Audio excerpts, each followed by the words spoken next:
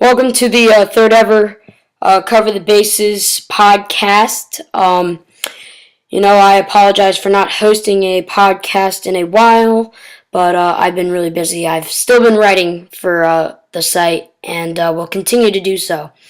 This podcast, I'm just going to talk about a little bit about what's going on in the free agency and the rumor world right now in baseball, and what could happen in the next couple of weeks, and what will happen and what has happened.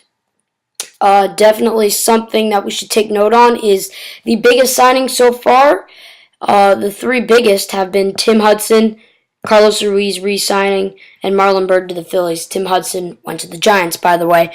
That just shows you something's brewing within the next couple of weeks, since no big free agent has been knocked off the board yet and signed.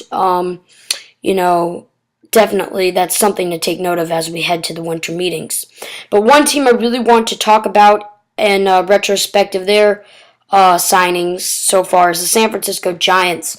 I've really enjoyed, how they've been able to structure their team within the next couple of years. Re-signed Javier Lopez today. Re-signed Tim Lincecum. He can be a great pitcher at times. Hunter Pence, heart and soul of this team, and definitely a big, thing for them. And, Javier Lopez is a great reliever. Tim Hudson, definitely a depth move there, but he's so reliable and, over 200 wins, averages 34 starts a year, pitched pretty well last year, and so I don't see any reason why he shouldn't be as strong as he was, before that freak injury from Eric Young Jr. last year.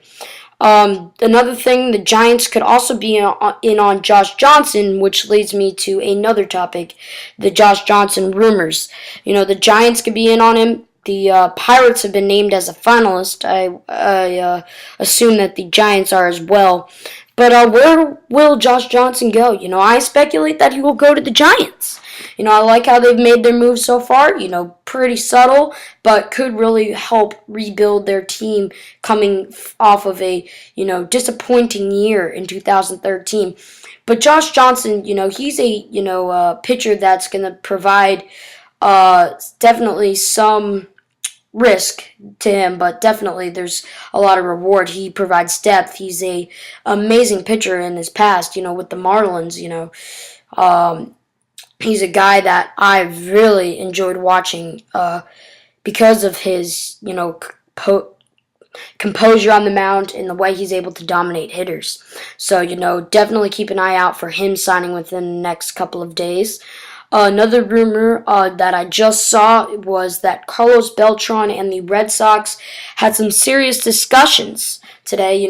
Definitely the Red Sox in a market for an outfielder, and Beltran definitely looking out for teams that are contending. And but I wouldn't be surprised if he signed with the Red Sox. I predicted the Yankees to sign him, but, thinking about it right now, I could see the Red Sox swooping in there and taking Carlos Beltran. But I think, when these rumors really start to heat up, we'll be closer to the winter meetings, overall.